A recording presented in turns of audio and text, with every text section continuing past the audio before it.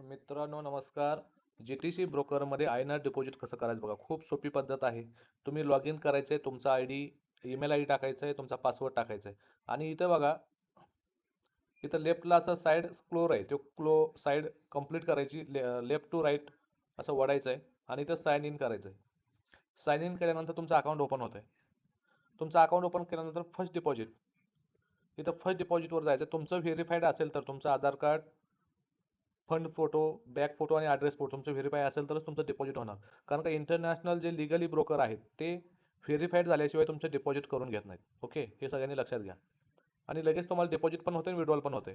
फक्त तुम्हाला इथं बघा, तुम्ही इंडियन आहे तर GTC पे आयनर इथं ऑप्शनमध्ये जायचं आहे, इथं डिपॉझिटवर जायचं आहे. इथं डिपॉझिटवर गेल्यानंतर ही डायरेक्ट ओपन होत नाही, खाली स्क्रोल करायचं आहे बघा. इथं क्लिक केल्यानंतर तुम्हाला इथं खाली स्क्रोल करायचं आहे. खाली स्क्रोल केल्यानंतर इथं येते ट्रेडिंग अकाउंट. आता बऱ्याच लोकांचं बघा इथं कन्फ्युजन आहे. तुम्हाला तुमचा MT5 ID नंबर तुम्हाला मेलला आलेला असतो. कधी कधी MT4 असतो. MT5 आहे का MT4 आहे, कोणता तुम्हाला कोणत्या MT5ला किंवा कोणत्याही आय डीला पाठवायचे पैसे हे बघून घ्या.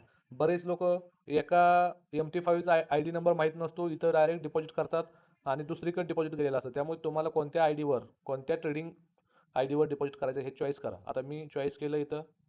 तर तुम्हाला किती डिपॉझिट करायचं आहे? 200. आणि आता GTCच बघा, जो इंटरनॅशनल ब्रोकर आहे, जो लाईव्ह रेट आहे त्यालाच डिपॉझिट करून घेतोय. बरेच लोकल ब्रोकर बघा 88 ने डिपॉझिट करतात, तर विड्रॉल तुम्हाला 92 रुपये देतात. काही लोक 92 रुपये घेतात आणि विड्रॉल 88 देतात.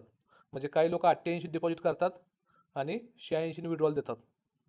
त्यामुळे तुम्हाला जे GTC मध्ये लाईव्ह रेट आहे, जे एक्सनेस सारखं होतं, एक्सनेसला पण लाईव्ह रेट तुम्हाला डिपॉझिट व्हायचे, लाईव्ह रेट विड्रॉल व्हायचे. त्यामुळे इथं कमिशनचा विषय येत नाही. त्यानंतर इथं पे अमाऊंटवर क्लिक करायचं, किती अमाऊंट येते तुम्हाला दिसतं. त्यानंतर इथं खाली सबमिट म्हणून जायचं. सबमिट केल्यानंतर तुम्हाला बघा इथं ऑप्शन येतात. इथं कन्फर्म करायचं आहे बघा. इथं 3 ऑप्शन आहेत. GTC पे, QR, UPI. तुम्हाला तुमच्या QR मध्ये काही काही बघा, गुगल पे, फोनपे, पेटीएमवरून पेमेंट करू नका. फक्त गुगल पे, फोनपे किंवा बँक ट्रान्सफर करू शकता, तर पेटीएमवर करू नका. आता काही काही लोकांचं गुगल पे, फोनपे किंवा कुठलंही QR 2000च्या वरती होत नाही.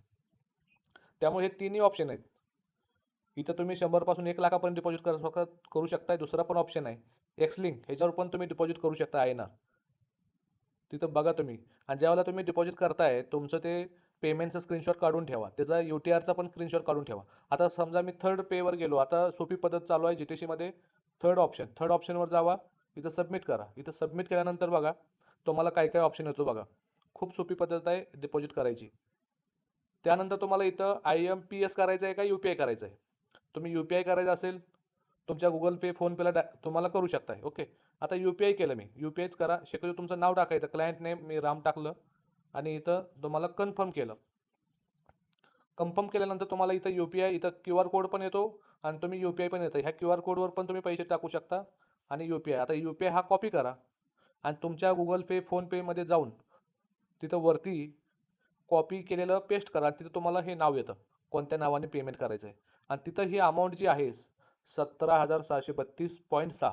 पुढं पण पॉईंट पाठवा. कधी कधी तुमचे पुढचे पैसे जर पाठवले नाही तर डिपॉझिट येत नाहीत. जितकं आहे तितकंच प्रॉपर पाठवा. आणि तुमचा UTR इथं परत तुम्हाला टाकायचा आहे. 12 अंकी UTR नंबर आहे. ज्यावेळेला पेमेंट करता त्यावेळेला तुमचा UTR असतो, तो इथं टाकायचा आहे. त्यानंतर तुमचा जो स्क्रीनशॉट असतो फोनपे, गुगल पे, इथं तुम्ही चॉईस करायचं आहे.